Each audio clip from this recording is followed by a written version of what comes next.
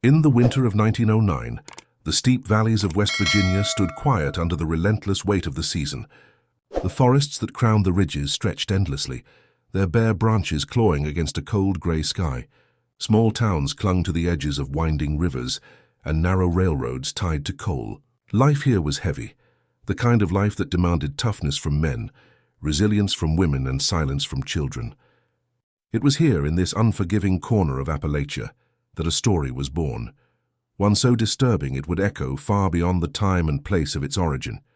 It was the story of Ezra Black, the man whose name would forever carry associations of disgust, fear, and legend.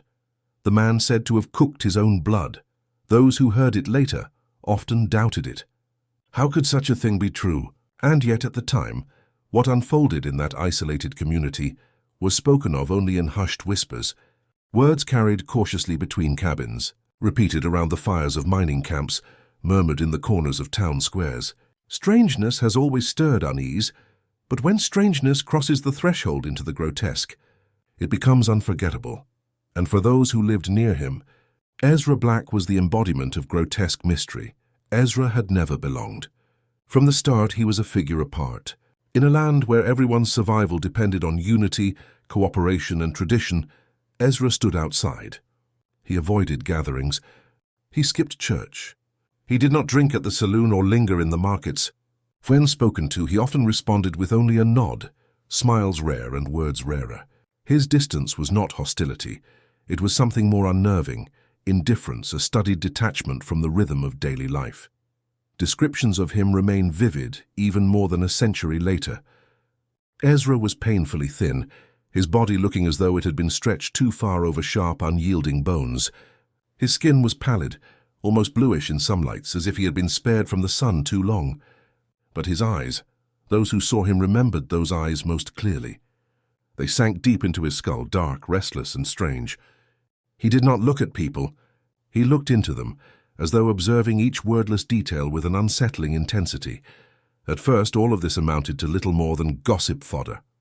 In a landscape shaped by hardship, gossip had always been a form of release. And for years, Ezra remained simply an oddity, a recluse, something for children to poke fun at behind closed doors. But in 1909, with sickness creeping across the valleys, people no longer had the patience or comfort to treat eccentricity lightly. Winter struck that year with cruel precision. Influenza, persistent fevers, and mysterious respiratory ailments tore through families without discrimination. Children weakened quickly. Miners, coughing and unable to work, sat in frozen homes with no money to feed their households. Local remedies were desperate. Bitter teas of bark and leaves gathered from the frozen ridges, poultices pressed against sick chests, whispered prayers repeated stubbornly in the hopes of divine mercy. Death became familiar again, a shadow pacing every doorstep. It was during this storm of illness that Ezra's behavior became something more than just strange. His movements drew attention. His cabin, sitting alone near the timberline, became the subject of endless staring glances. A farm boy claimed to have seen him carrying jars tucked carefully beneath his coat. Another swore he'd smelled a strange odor seeping from his chimney late at night, something heavy, metallic, and wrong. A woman, stoic, respected, with no reason to invent lies, said she watched him unload small, peculiar pots from town, sizes unfit for cooking any ordinary meal. At first, these sightings meant little, fragments of conjecture in a restless season where suspicions always flourished. But one detail clung more stubbornly than others. Several neighbors, unconnected to one another, insisted the jars carried a dark red liquid. The suggestion was grotesque. What could it be? Some suggested animal blood, perhaps part of a strange medicinal practice, passed down through forgotten traditions. But in days of fear, imaginations do not restrain themselves. Slowly the belief settled into one horrid explanation. Ezra was not collecting the blood of animals. He was collecting his own. Soon the whispers crystallized into a single phrase. Ezra Black cooks his own blood, and once that phrase took hold, nothing could undo it. It spread from lips to ears, children repeating it as a cruel taunt, mothers saying it as warning, men shaking their heads as though speaking the words spat out some kind of filth. With each telling, the image grew more vivid. Ezra leaning over a pot, pouring dark red liquid into boiling water, steam curling out into his lonely cabin, the metallic scent seeping into the cold night. It disgusted people. It horrified them. But most of all, it stuck with them. West Virginia in 1909 was no place for the unconventional. Hardship demanded conformity. Struggle pushed people into reliance on communal bonds. Someone who rejected that, someone who stood outside it all, was dangerous simply by existing. When sickness struck, people demanded reasons. Bad luck was not enough. Misfortune needed a face, a cause, a scapegoat. Ezra became that scapegoat. The rumor of him cooking his own blood did not remain a private curiosity. It evolved into a collective dread. If he could do this to himself, people asked, what else was he capable of? Was he harming others already in hidden ways? Was the sickness that stalked the valley linked not merely to harsh winter, but perhaps to his bizarre practices? Nobody could say for sure. Nobody had real proof. But in an environment where fear outweighed truth, nobody needed proof. The image was damning enough. Thus Ezra changed. To his neighbors, he became something more than man. He grew into a figure of fear, a living folk tale whispered at the edges of lamplight. Children dared each other to creep to the edge of his property after sundown, trembling at the thought of seeing smoke curling from his chimney. Men spat into the dirt when speaking his name, as though words about him carried poison. Women crossed themselves when he walked by, clutching their children to their legs. The transformation was complete. Ezra Black had been turned into myth before he had even acted. Whether true or not, the story owned him now, and there was no path back into the ordinary life of the community. And yet, at the heart of it all remained that single grotesque question: why would a man cook his own blood? Was it ritual? Was it madness? Was it something practical or purely deranged? No answer came, but the question itself hollowed into people's imaginations, burrowing deeper nightmares with each retelling. By the time the snow began to soften and the sting of winter eased, Ezra Black's story was no longer rumor, but established fear. His presence was now a threat. His silence, once tolerated, now weighed heavy. His cabin was no longer a forgotten shack, but a symbol of something unholy. It was the threshold of dread itself. The truth, whatever it might have been, had already been written by his neighbors. Ezra Black was guilty. He was strange. He was dangerous. He was the man who cooked his own blood, and once that label hardened over him, there could be no undoing it. Events were set into motion that would lead not only to whispers but to confrontation, not only to suspicion but to violence. For what begins as rumor in the shadows of Appalachia rarely ends in silence. This is where Ezra Black's story truly begins. By the time the winter of 1909 yielded to the thaw of early spring, Ezra Black was no longer merely the strange man at the edge of the timberline. He had become something more troubling, something heavier. In the shared imagination of the valley, he was no longer simply himself. He was a shadow, a threat, an explanation for things no one understood but everyone feared. The phrase, "the man who cooks his own blood," lingered with venom. And phrases like that never die quietly.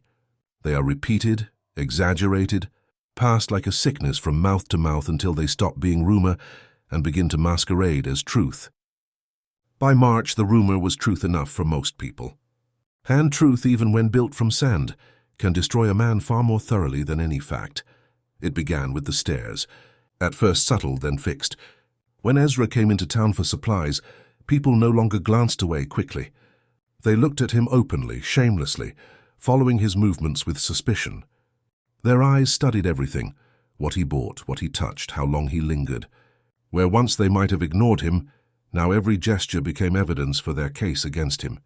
He bought jars again. Glass, small, sealed with cork. The shopkeeper wrote it down, even when he might not have noticed such purchases from other customers. Ezra stocked up on salt and peculiar herbs, items others considered unusual when bought in such quantity. Each detail, however minor, became another piece in the puzzle people were determined to complete in their minds. Even his everyday silence fed the fire. When neighbors muttered accusations within earshot, Ezra did not defend himself. Perhaps he thought it beneath him. Perhaps he thought ignoring them would make it fade. But in a community already sharpened by loss, his silence was not neutral. It was confirmation. He let the words remain in the air unanswered, and in that absence people filled the void with their worst assumptions. By late spring, the whispers no longer stayed confined to kitchens and porches. Men discussed him openly at the general store, lowering their voices only slightly. Women shook their heads at church gatherings, speaking of him as though he were not a man but a lesson, a warning of how far loneliness and strangeness could drag someone from humanity. Children mocked him in the streets, repeating the phrase, mocking in chants, "Ezra cooks his own blood." Children can be cruel without knowing the weight of their cruelty. The adults, however, carried something more serious. Fear mixed with contempt is a dangerous pairing, one that rarely ends without a breaking point. The turning moment, when rumor crossed into action, came one evening when smoke rose from Ezra's chimney. That in itself was not unusual, but two men swore they smelled something odd carried on the night breeze. It wasn't stew. It wasn't meat. It wasn't bread or potatoes. They described it as heavy, metallic, lingering. They did not need to say it outright. Everyone listening understood what they meant. It was the smell of blood. Within days, men gathered outside the tavern in town, muttering their thoughts over whiskey and pipe smoke. If Ezra was truly doing what they feared, he was beyond strange, he was evil. And evil, they agreed, could not be allowed to fester in a small community where sickness and hardship already pressed people to the edge. From that night on, the watching began in earnest. Neighbors took turns walking past his cabin at odd hours, pretending to gather wood or to check traps. They noted the hours when smoke appeared. They paid attention to whose dogs barked when Ezra passed on the road, as though animals, too, could sense whatever darkness clung to him. His isolation, once a protective shell, was now pierced by eyes, relentless, suspicious, condemning. Ezra seemed, at least outwardly, unmoved. He continued his routines with quiet discipline. He made trips into the forest alone, gathering herbs no one recognized. He carried water from the creek in buckets that sometimes sloshed with darker traces when he returned. If he noticed the watching, he did not acknowledge it. He had given himself to silence so deeply that even when the town pressed in around him, he did not yield a word. But silence, once again, was his enemy. For every moment he did not explain, every mystery he did not clarify, was space for imagination to rot into certainty. And soon enough, certainty built into hatred. By midsummer, tensions inside the community were undeniable. Many had buried children that year from fever and respiratory collapse. Mothers who had wept over small coffins now squinted bitterly when Ezra walked near. Men who had lost weeks of wages due to sickness clenched their teeth when they saw smoke winding from his chimney. The grief and setbacks weighed heavily, and grief is a force that demands an outlet. Ezra Black was already chosen. One afternoon at the general store, a public confrontation nearly sparked. A miner named Jonah Denton accused Ezra outright. The air was thick with coal dust and summer heat as Jonah's voice rose, calling him a vulture, a devil, a man too sick inside to be trusted. Others listened eagerly. Ezra did not rise to the bait. He stood, collected his purchases, the same jars, the same herbs, salt, flour, and walked out without a word. Jonah shouted after him, "Keep cooking your own filth." "Ezra, we'll see how long you last." The room went quiet. Silence followed Ezra out of the door, but once he was gone, the whispers returned, quick and eager. That was how panic works. It thrives in the spaces left behind. The town was becoming convinced. A man who would boil his own blood, they reasoned, could easily bring death upon others. Maybe he already had. Maybe it was his fault children had died. Maybe it was his practice that had called illness into the valley from the start. Why should he remain among them, free, untouched, allowed to go about while others suffered? The theory, dangerous, irrational, contagious, spread faster than the sickness itself. By the end of summer, no one merely whispered anymore. Now they spoke openly. Something had to be done. And from that moment, Ezra Black's fate slipped completely out of his own hands. What began as whispers had turned into watchful eyes. And those eyes were no longer content to see. They were ready to act. By the close of summer in 1909, the tension inside the valley had thickened into something no longer possible to ignore. What had begun as whispers and then suspicions had now ripened into resolve. A resolve rooted not in proof but in fear sharpened by grief. Families had buried too many. Graves, fresh and small, now dotted the churchyard behind the worn wooden steeple. Each one carried the memory of a child lost to sickness. Each one carved deeper resentment into the community. Anger needed a target, and in their minds, Ezra Black had offered himself as one, whether by his actions or his silence. Men no longer asked if Ezra was guilty of dark and revolting practices. They asked only what should be done about him. At night, talk filled the tavern. Rough voices leaned over whiskey, the smoke of pipes curling upward as words grew more decisive. Jonah Denton, the miner who had first confronted Ezra at the general store, became the loudest voice. To him and those who followed, Ezra was no longer merely a disturbance, he was a danger. Jonah used words like plague and devil, and though some flinched at the severity, few argued against him. The reasoning was simple and terrifyingly flawed. If Ezra cooked his own blood, if he indulged some grotesque obsession, then surely he was capable of poisoning the health of others. Surely the strange smoke from his cabin, the jars of dark liquid, the silence he maintained amid accusation, all of it pointed to guilt. Sometimes people do not need evidence. They need only a story that makes their suffering bearable. Ezra had become their story. The plan began in whispers. To watch him closer, to catch him in the act, to stop him if he threatened the town. Whispered talk gradually shaped into intention. Men stood outside in the dark, around fire pits, agreeing silently that something had to be done. Meanwhile, Ezra continued as if untouched by the flames curling around his reputation. He walked into town, bought his jars, carried his packages, and left without comment. If he knew the extent of their suspicion, if he sensed the weight of collective judgment closing in around him, he gave no sign of it. That silence, once again, condemned him more than words ever could. Then came the moment that pushed the valley past rumor and into fury. One September night, heavy with chill and storms looming on the horizon, two brothers, Samuel and Thomas Hewitt, claimed they had seen Ezra outside his cabin with a lantern. They said he stood over a steaming pot set outdoors, something unusual even for him. The brothers, hidden behind the trees, swore they smelled it again, the metallic tang that haunted conversations across the valley. And more than the smell, they swore they heard him speaking. Low, strange words, not in the voice of prayer, not in scripture, but in something else. Something frightening because they could not recognize it. By dawn, this account spread. The Hewitt brothers were not known for lying. When they told their tale at the tavern, others believed it without pause. Rumor doubled, morphed, exploded. By the end of the day, the words witchcraft and ritual and demon had all been uttered aloud. It no longer mattered whether Ezra had ever boiled his blood at all.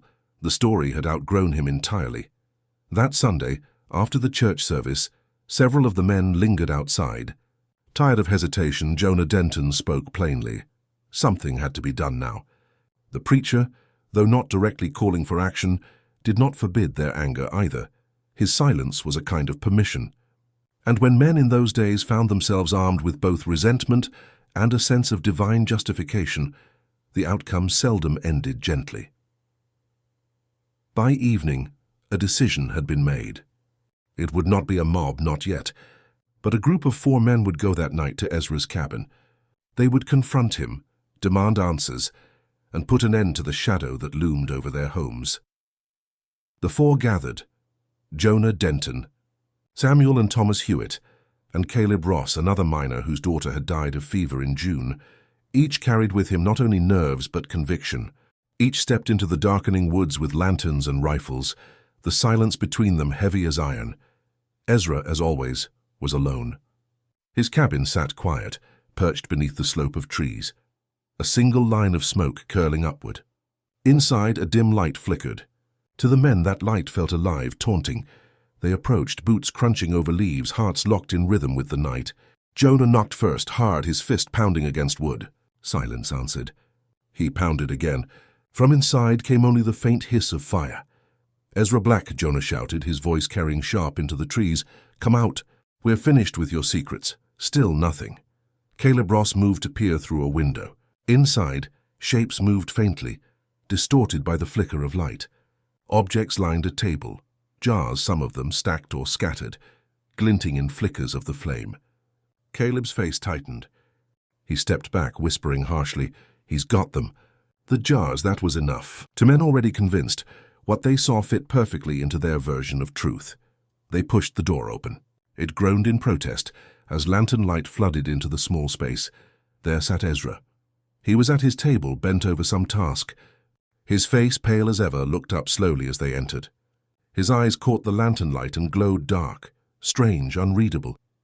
Before him sat a small iron pot, steam rising, and around him, the jars. Rows of them. The air inside smelled sharp, acrid, thick. One man gagged immediately. For the others, this was confirmation. Proof. It didn't matter what was actually in those jars or in that steaming pot. To them, the question had been answered. Ezra Black was guilty. Jonah didn't hesitate. His fury burst forward in shouts, accusations, his words tumbling over themselves with spit and rage. Ezra watched silently, his face a mask, neither defiance nor shame. His stillness unnerved the men more than shouting could have. Samuel Hewitt demanded to know what was in the pot. Ezra said nothing. Thomas lifted a jar, uncorked it, sniffed, and recoiled. "It's blood," he hissed. Whether it was truly blood or not, the others did not need convincing. The shouting grew louder. Accusations blended with grief, with sorrow, with righteous anger. Ezra eventually stood, tall despite his thinness. His lips parted as if he might finally speak. The men leaned forward ready to hear, and then he said only one thing: "Leave my home." The simplicity cut like a knife. Not denial, not explanation, a command. It was the last thing Ezra Black should have said. The men left, but not in retreat, not in peace. They left with more fury than before, with the fire of certainty blazing in their chests. Now there was no question left. The confrontation had shown them all they thought they needed to see. To their eyes, Ezra had confirmed everything. He cooked his blood, he trafficked in darkness, and he had no intent of stopping.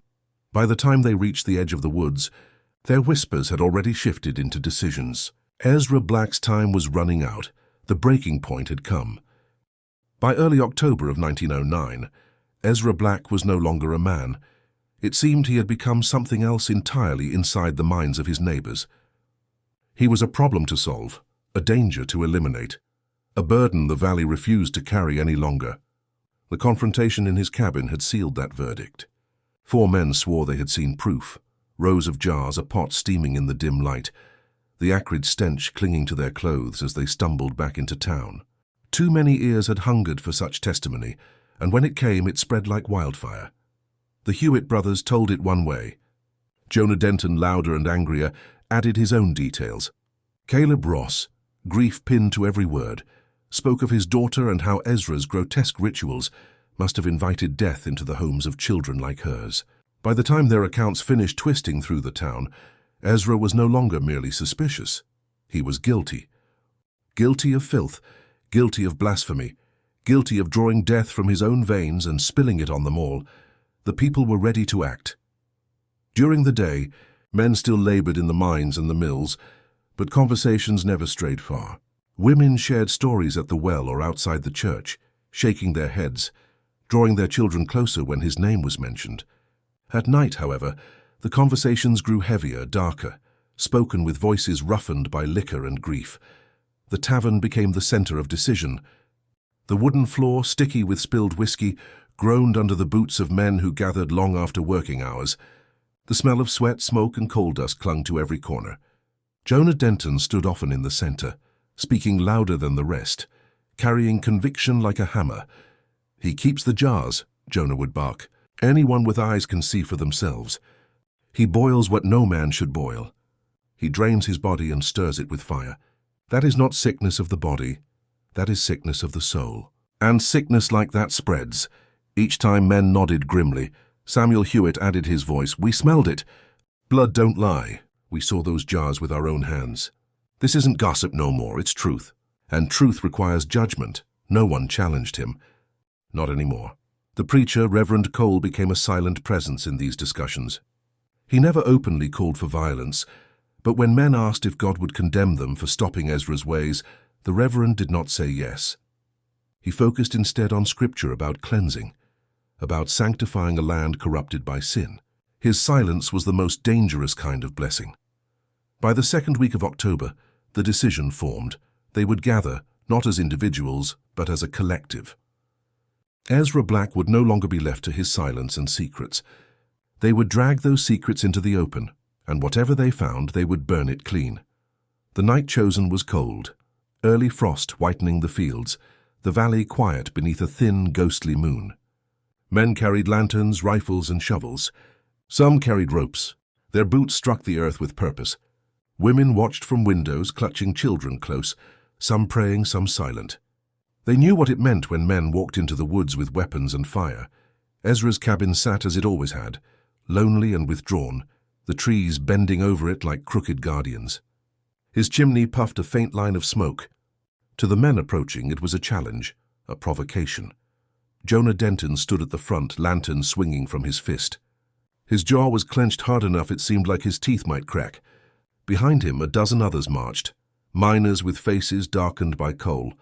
Fathers weighed with grief, men too tired of loss to hold their anger back another night. They stopped just short of the clearing, lantern lights scattering against the edges of the cabin. A silence stretched, thick and uneasy, the frost crunching faintly beneath their shifting boots. No one wanted to speak first. The enormity of what they were about to do hung between them.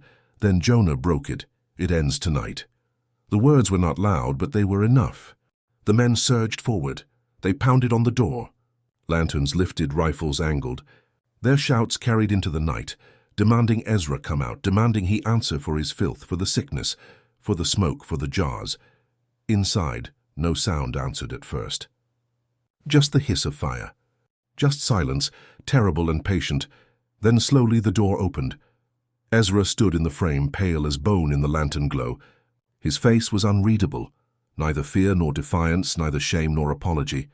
He simply looked at them one by one, his dark eyes carrying that same unsettling depth that had haunted them for years. "Ezra Black," Jonah spat. "You'll answer tonight. No more hiding, no more poison in our town." Ezra did not speak immediately. His gaze lingered, moving from Jonah to the Hewitt brothers, to Caleb Ross. His silence unsettled them more than words ever could. Finally he spoke, voice low and flat. "You have no right here." The words were enough to ignite their fury. Shouts erupted all at once, accusations overlapping, grief spilling raw, threats hurled like stones. Men demanded to see the jars. They demanded he open his cabin, demanded he confess what they already believed. Ezra turned his face back into the cabin, as though he might simply walk away, shut the door, return to whatever solitude he had chosen. But Jonah Denton was faster. He lunged forward, shoving the door wide, pushing into the cabin before Ezra could block him. Others followed, lanterns spilling light across the cramped wooden room.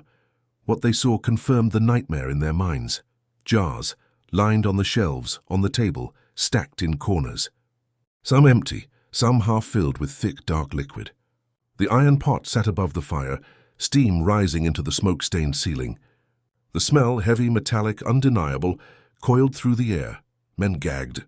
Some cursed aloud. To them this was not mystery anymore. It was evidence, proof. Ezra stood behind them, watching, unmoving. His stillness trembled like a spark near gunpowder. Jonah turned, face twisted with rage, shouting, "You don't belong to us no more." "Ezra, you don't belong anywhere." That was the breaking of restraint. Hands reached, grabbed, dragged Ezra forward. His body resisted only faintly. Thin frame no match for the fury of those who held him. He did not shout, did not struggle. He only stared, eyes dark wells refusing to give them satisfaction. The men pulled him into the clearing, the rope already waiting, the fire in their minds already burning hotter than the lanterns in their hands. And in that moment, the valley no longer saw Ezra Black as a man. He was an infection, a shadow, a curse to burn away. The town had gathered its anger, and now unleashed, it would not stop until that anger consumed him entirely. The clearing around Ezra Black's cabin burned with the fire of fury, though no flame yet touched the earth. It was in the men, smouldering in their voices, flashing in their eyes, flashing in the metallic shine of knives, and the rifles gripped too tightly in calloused hands.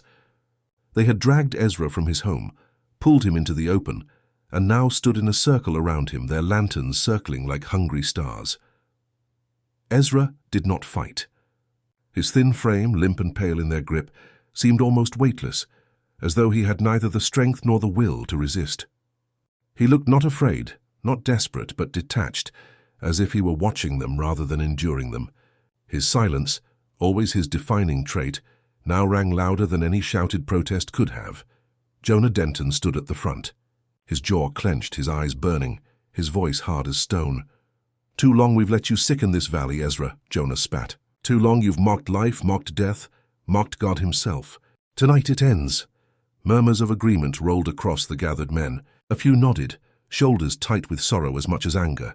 For them, this wasn't only about Ezra cooking his blood. It was about the children they had lowered into the ground, about the wives they had watched waste away, about the weeks of wages lost to sickness. Ezra was the vessel for all their grief, their explanation for a world unexplainable. They tied his arms, rough rope digging into bone-thin wrists. Someone threw the first strike, a fist colliding against his ribs. Another man followed with the butt of a rifle striking his shoulder. Ezra staggered but did not cry out. Blood filled his mouth, dripped down his chin, but still he remained silent, staring. That silence enraged them more. "What are you hiding in those jars?" Caleb Ross shouted, his voice cracking as grief overtook fury. Caleb's daughter had died in June, a small grave still fresh in the churchyard. His eyes were wild, his body trembling, his grief turning into violence. Ezra said nothing.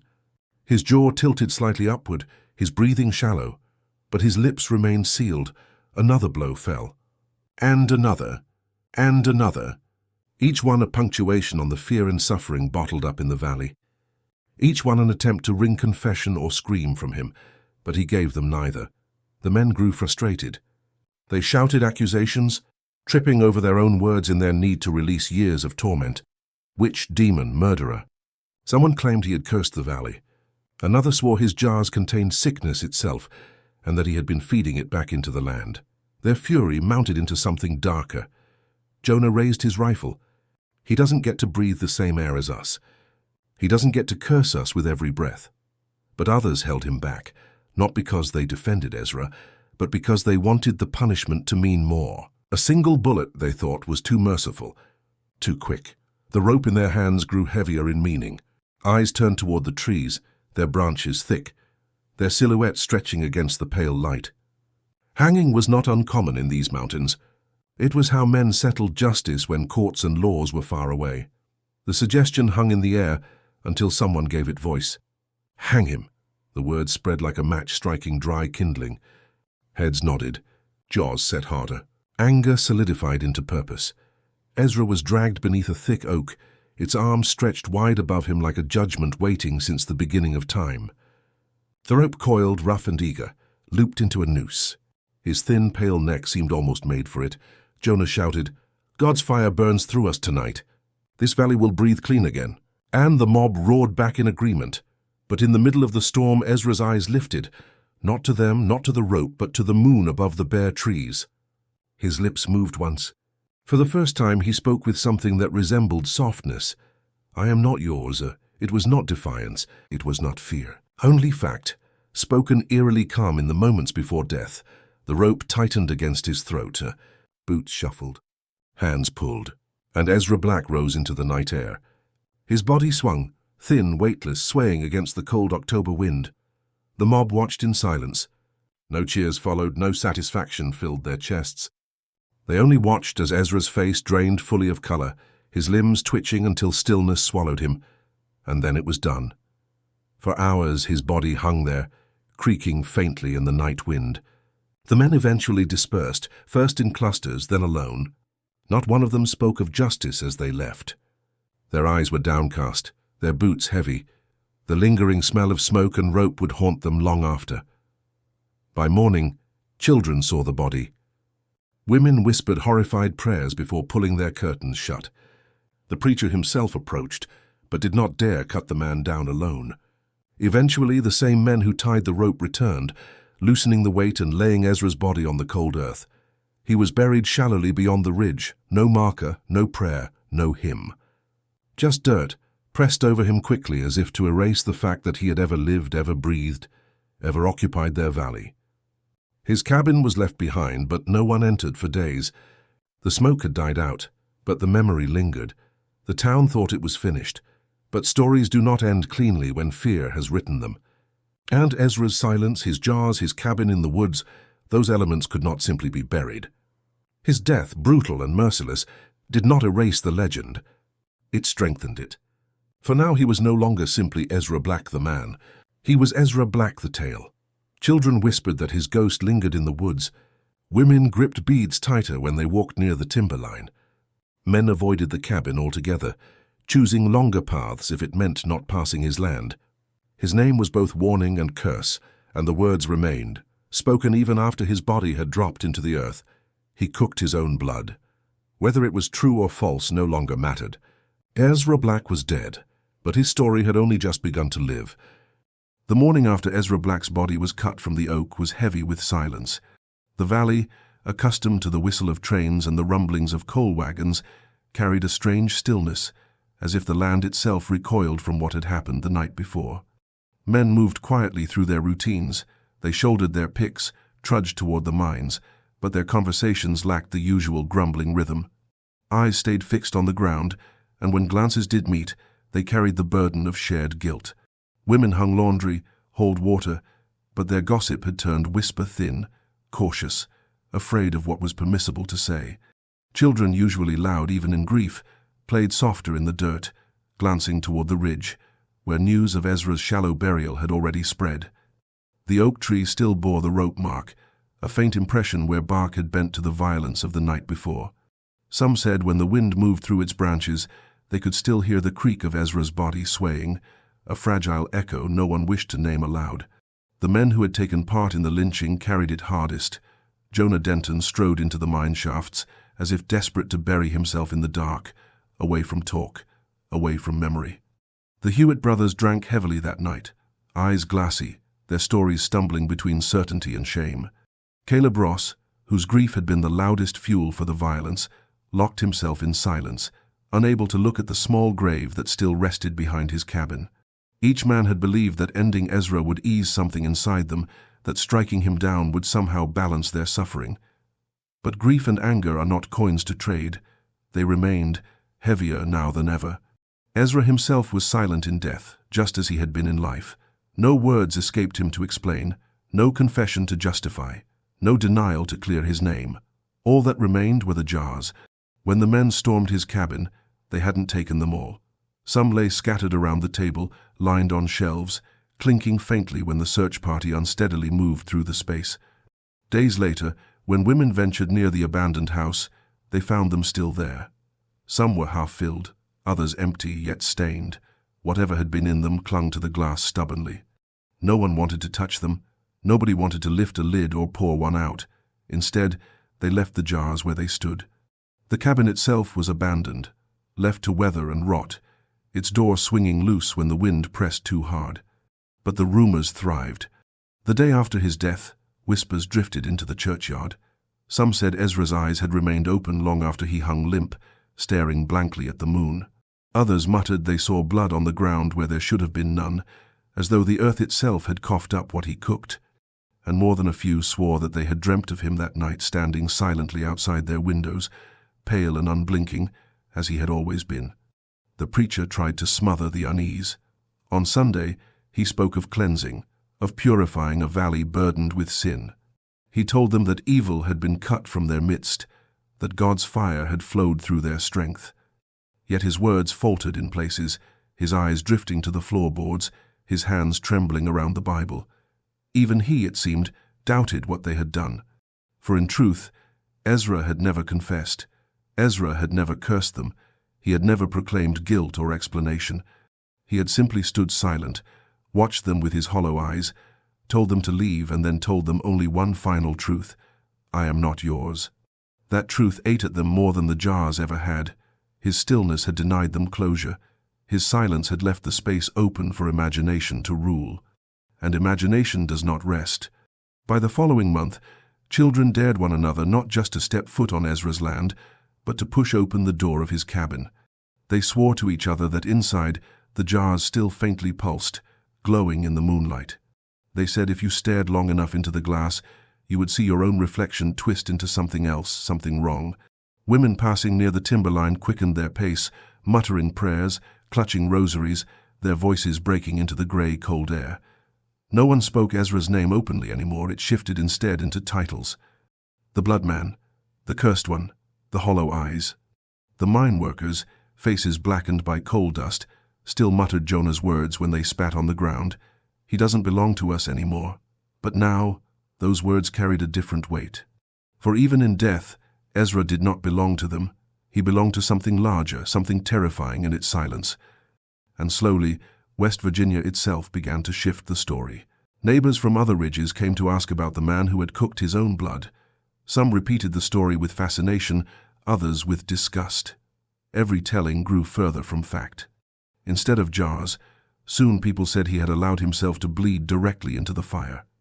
Instead of cooking quietly, others claimed he had sung strange chants, calling sickness to the valley like smoke. Instead of silence, they said he had cursed their children with his last breath. None of it was true, but none of it mattered.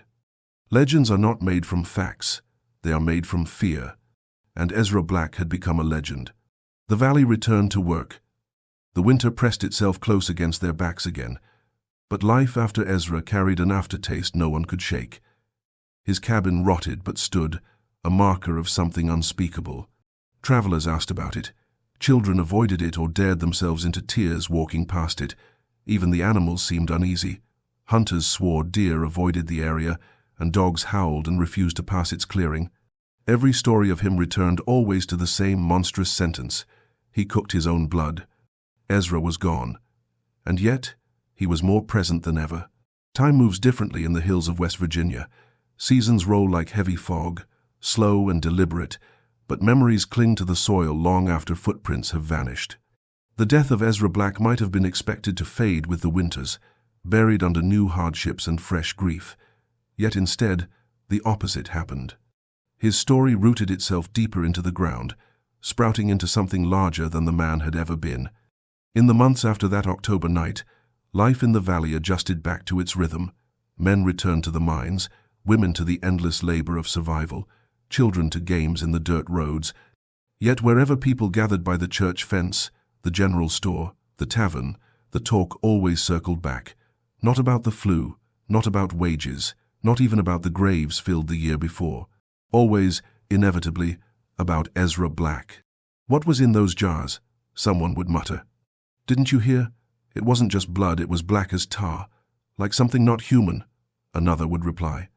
Jonah said he saw it boil and turn to smoke, like it was alive. And so, day after day, the memory of Ezra Black was reshaped. A man who once walked their roads became something impossible, monstrous, details blurred. His silence became interpreted as menace, his thin frame as a shell for something unnatural, each retelling bent closer to legend. By the following winter, stories spread beyond the valley. Travelers carried them to nearby towns, miners who drifted between jobs, traders who passed down tales along with their wares. Soon, whispers of the man who cooked his own blood appeared far from the timberline, reaching places Ezra had never set foot. The details grew. Some versions claimed Ezra drank the concoctions he boiled, desperate to gain strength from himself. Others insisted he sold the jars to strangers who vanished afterward. In one telling, he smeared the liquid on his walls, writing words no one could read. None of it grounded in truth, but all of it clung to a consistent, horrific image. Ezra bent over a pot, stirring his own blood.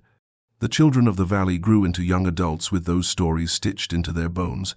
Walking past the cabin became a rite of passage, a dare. Boys challenged each other to touch the door, to peer through the broken window at night, to see if the jars remained. Many swore they heard faint clinking inside, as if glass still shifted in the wind though no one moved them. Girls whispered that if you stood beneath the oak where he was hanged, you would feel your chest tighten, as if the rope were now around your own neck. Some claimed to have seen him in the woods still thin, pale, silent, staring from beneath the shadows of the trees. Superstition grew as naturally as weeds in the valley. For many, Ezra's story explained every unease. A bad harvest? Ezra cursed the soil. A miner crushed in a shaft collapse? Ezra's anger stirred. A child with night fevers? Ezra walked through the house unseen. The preacher, now older, tried to tamp the fire down. He spoke often of repentance, of letting go of the darkness in the valley's past. But even his own eyes shifted when the subject of Ezra arose. Even he walked faster past the timberline. As decades passed, the community developed a strange relationship with the legend. Ezra was a monster, yes, but also a kind of guardian of memory. His tale reminded children of obedience, families of sticking together, believers of keeping close to Scripture. Parents used him as warning, "Behave, or Ezra Black will find you in the woods." Generations layered fear over his name until it became tradition. By the 1922, when coal strikes shook West Virginia and violence erupted between miners and companies, locals still carried Ezra's story. Strangers arriving in the valley, hearing talk of the Blood Man, laughed at first. But laughter died quickly when they saw how serious the townsfolk became, how their voices dropped into whispers, how their eyes avoided the ridge altogether. Even as modernity crept slowly and railroads tightening, lamps giving way to electricity, Ezra Black remained locked in the valley's identity. The world outside changed, but inside, his ghost refused to leave. As the Great Depression hit and hunger clawed once more at families, parents repeated the old lines. Ezra thrived in hunger. Ezra thrived in sickness. Children born decades after his death still grew up knowing his name. He had ceased to be a man. He was now an anchor for the community's fears and failures, a way to put shape to suffering. When the coal dust choked their lungs, they said it was Ezra's shadow. When the river swelled and drowned crops, they muttered his name as though warding it off. And the cabin half-rotted, sagging further each year, remained. No one burned it down. Perhaps fear stopped them, perhaps fascination. It became a monument without intention, a crooked shrine to what they had done and what they believed he had been. Travelers passing through asked questions, and locals with half shame and half pride would share the old line, "He cooked his own blood." No one corrected it. No one looked for proof. Proof was no longer needed. Ezra Black's tale had lived past him, and, like all legends, it would only grow in the retelling. By the early 1930s, the story of Ezra Black had outgrown the timberline and the small wooden cabins shadowed by the coal hills of West Virginia. His name had traveled further than the dirt roads where his body once swung, carried not by official accounts or legal records, but by whispers, tall tales, and the irresistible pull of horror. Stories travel in strange ways. A miner drifting to another camp takes his memories with him, sharing them over campfires with strangers. A preacher visiting from another county hears the whispers, and later repeats them as warnings during sermons farther away. A traveling merchant sells flour and coal oil and, in exchange, takes away stories told by women with their eyes lowered and voices hushed. Through these vehicles, Ezra Black slipped quietly across county lines, state borders, and into the bloodstream of Appalachian folklore. By then, the story had changed again. It was no longer merely about a strange, pale man who boiled his own blood. Each retelling added something new, something darker, something more dramatic. In one version, Ezra didn't just cook his blood, he consumed it, believing it gave him cursed strength. In another, he tried to preserve it, keeping jars sealed tight so that his spirit could continue to live inside each one. And in places far removed from the valleys of West Virginia, people began adding details of their own. To some, he had become a warlock. To others, a man possessed. To still others, he was no longer a victim of the mob, but an immortal presence that still haunted the woods, never truly gone. Local newspapers caught fragments of the tale. In small columns, buried beneath ads for sewing machines and notices of mining disputes, there would appear lines like, "Whispers from Monongahela County tell of Ezra Black, the hermit accused of unspeakable acts." These little asides caught the imagination of readers who had never set foot in Appalachia. Soon, travelers seeking ghost stories to entertain their families carried Ezra's name further outward. In 1934, an anthology of Appalachian curiosities and folklore included a short chapter, "The Blood Cooker of West Virginia." It described Ezra not as a man, but as a half-mad figure who feasted on his own life to cheat death. Of course, the author had never visited the valley, had never spoken with those who lived the story. But accuracy didn't matter. What mattered was the shiver the tale left behind. Readers wanted horror, and Ezra Black gave it to them. For locals who still remembered the truth, the rope, the blows, the shallow grave, this expansion of his story was both unnerving and inevitable. They heard outsiders laugh or shudder and shake their heads in disbelief, and the locals remained silent, because silence, after all, had always defined Ezra. It felt almost fitting that the outside world would never know which details were truth and which were invention. By the 1940 seconds, Ezra was no longer just a local curse. He had become a chapter in the broader book of America's ghostly folklore. Alongside tales of headless riders, witches, and haunted cabins, his story was repeated around campfires in places where people had never even seen the Appalachians. One curious aspect of Ezra's tale persisted across nearly every retelling: the jars. No matter how the story twisted, no matter how far it stretched, the jars remained. Some stories claimed they were buried with him, others said they still lined the shelves of his abandoned cabin, glowing faintly at night. A darker version claimed that anyone who touched one of his jars would be cursed with sickness, and in yet another telling, breaking a jar would release Ezra's spirit, binding it to follow the breaker until death. It was these grotesque threads that made his legend irresistible to storytellers. He was no longer Ezra Black, a quiet recluse who met a violent end. He was now narrative gold, a cautionary tale, a campfire ghost, a folkloric figure as haunting as chains in the dark. Children in the 1950 seconds, growing up far from West Virginia, whispered his name in schoolyards. They dared each other to repeat the phrase 3 times. Ezra cooks his blood. Some said if you whispered it beneath the moon, you'd hear jars rattling behind you.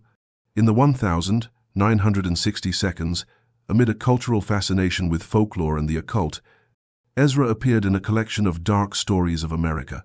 The book described him as a cultist who had sought immortality through his own body, boiling himself piece by piece until the town turned against him.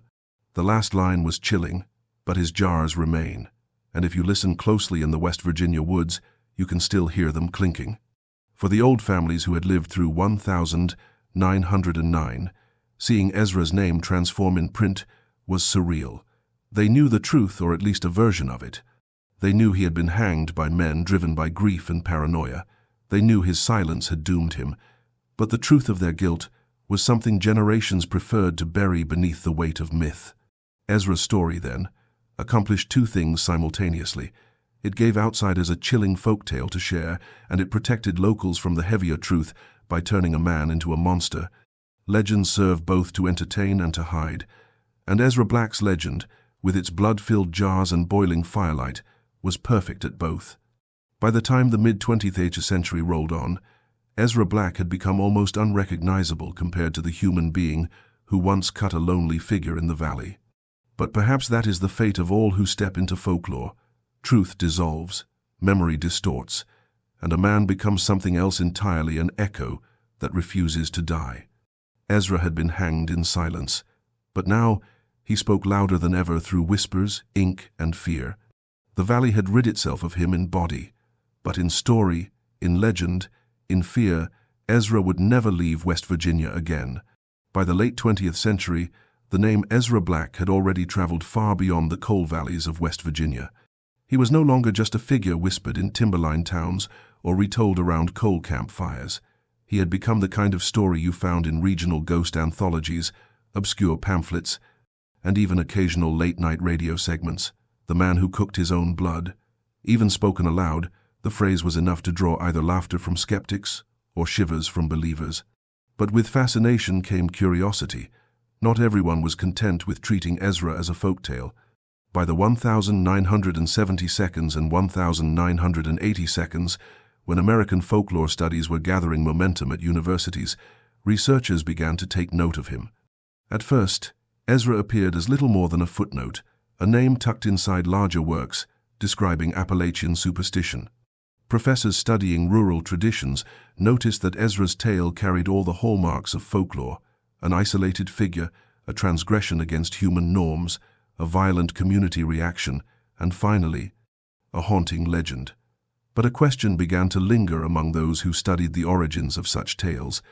Had Ezra Black been a real man, or a character created entirely from imagination? Some researchers decided to find out. In dusty courthouse records from Monongahela County, archivists discovered fragments, a register from 1909 that listed a property tax under the name Ezra Black, a solitary entry with no other family attached. Census sheets showed faint pencil markings of a man recorded as living alone in the far timberline. The documents did not say much, just that Ezra existed. He was there, real, alive, not just a name conjured by imagination. This discovery electrified those hunting the crossover between folklore and fact. If he was real, what then? Was the rest of the tale his jars, his silence, his death at the hands of neighbors also rooted in something true? Journalists soon followed on the trail. Local newspapers in the 1980 seconds ran features about the legend of Ezra Black. Writers traveled to the Old Valley, interviewing descendants of those who had lived through 1909. Most families were reluctant to talk, but some gave fragments. Old women, wrinkled and weary, admitted they remembered their mothers warning them not to wander near Ezra's cabin. Elderly miners recalled their fathers whispering with shame about the night the rope was thrown over the oak. One man, the grandson of Thomas Hewitt, offered words that unsettled readers. They said he never screamed, never begged, he just stared at them. It made them hate him more, because he didn't give them what they wanted, and they hung him for it. The valleys themselves still held markers of truth.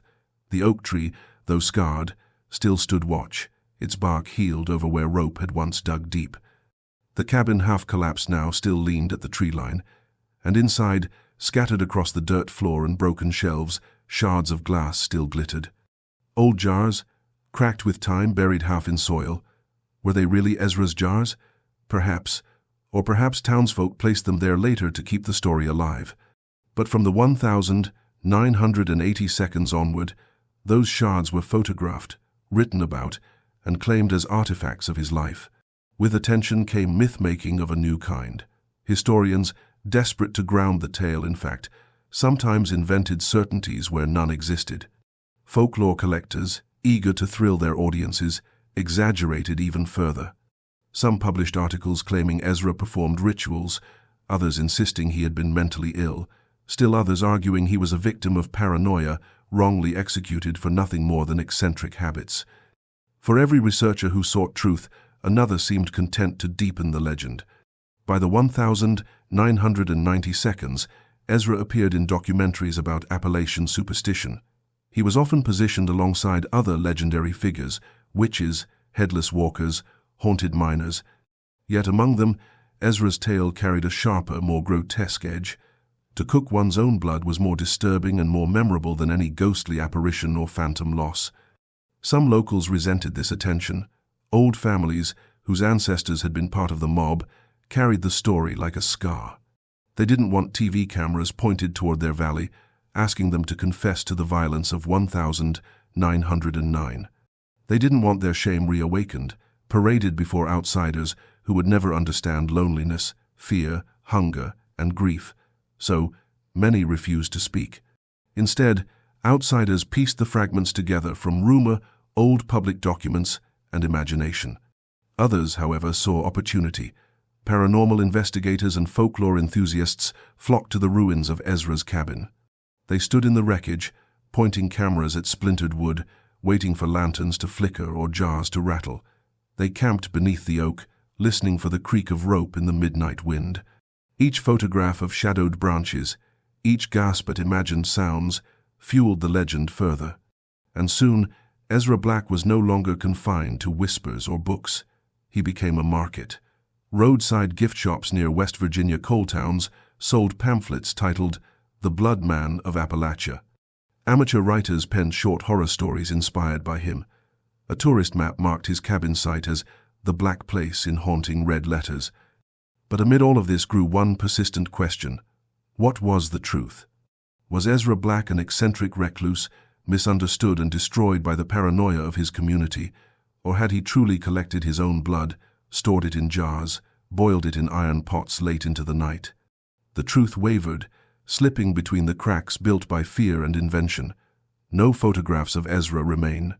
No clear account written by his own hand exists. All that is left are fragments of testimony, worn like rocks polished by a violent river of time. Perhaps the only undeniable truth is this. In 1909, A man named Ezra Black lived at the edge of a valley in West Virginia. He was different. His difference became suspicion. Suspicion became fury. Fury became violence, and his body swung from an oak tree before being buried in shallow earth. Everything beyond that, the jars, the pot, the boiling blood, remained suspended between reality and legend, rotting quiet in the shadowed space where folklore and fact blur into one. And in that space, Ezra Black thrives, louder in death than he ever was in life. More than a century has passed since the fall of 1909, when Ezra Black was dragged from his cabin, beaten, and hanged beneath the oak tree at the timberline. The seasons have risen and fallen over West Virginia, burying the mines deeper, scattering families, remaking the land in steel, modernity, and silence. Yet somehow, in the spaces where memory should have dissolved, Ezra endures, not as flesh, not as bone, not even as history. He survives as legend. In the valleys of Appalachia, stories are currency. They are the gold carried through generations when money, stability, and health run short. And Ezra's tale, strange, grotesque, unspeakable, proved too heavy, too morbid, and too fascinating to die with him. Children speak his name without knowing he was ever real. Teenagers whisper about him near campfires, daring one another to walk the ridge at night. Old men, grey and gravel-voiced, shake their heads and mutter of the folly of 1909, though they will not say more. Ezra has become a mirror, reflecting what people most fear. For some, he is caution, the danger of being different, the peril of wandering too far from community. His story warns that isolation, silence, and eccentricity can turn neighbors into executioners. For others, he is horror itself, the proof that a man can break the natural laws so brutally cooking his own blood that he condemns himself to become something inhuman. And for others still, he is guilt, the ghost of a life ended by violence, the memory of a body swinging where justice was never written, of silence answered with rope instead of understanding. Which of these truths is Ezra Black's real legacy? Perhaps all of them, perhaps none. But what matters more is that, even today, he is spoken of. Modern folklorists still debate him. Professors caution their students not to assume fact from fear. Paranormal investigators still tramp through the sagging cabin ruins, their cameras catching nothing but wind and shadows, though every sound convinces them of his restless spirit. Podcasts, internet forums, and amateur writers resurrect him again and again, filling the gaps between fragments with new invention. His identity is no longer Ezra Black, miner's neighbor, strange recluse from the ridge. His identity is now the man who cooked his own blood. And in that transformation lies an uncomfortable truth. Communities often create monsters, not from what a man does, but from what he refuses to explain. Ezra never spoke. He carried his silence like armor, but it became his executioner. His refusal to plead his case gave others permission to write it for him. What he chose not to say has now been said thousands of times over, in voices strange and foreign, long after his own voice died beneath the rope.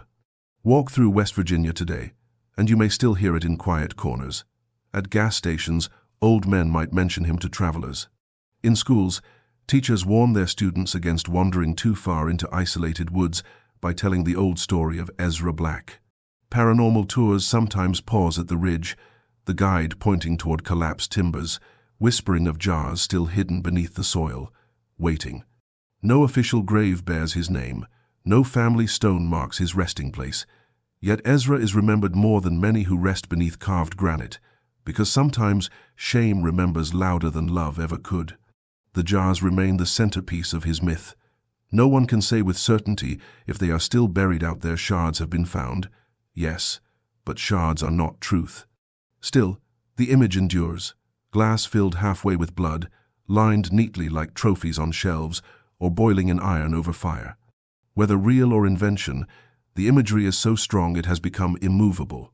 Nobody can tell the story of Ezra Black without saying the words, "He cooked his own blood." It is a phrase so grotesque that the man behind it hardly matters anymore. His humanity was dissolved by repetition, yet in its place, the story achieves permanence. Ezra's name drifts now in the same currents as America's darkest folklore. He sits beside witches, devils, haunted soldiers, and phantom riders. He is region and nation all at once. He is Appalachia's most grotesque myth, exported to the endless appetite for horror we all carry. And so we ask, was he guilty or was he innocent? Did he truly cook his blood, or was it nothing more than a fearful invention of a town buried under sickness and grief? The answer lies buried, shallow, in the West Virginia soil, never again to be uncovered. Ezra Black has outlived the rope.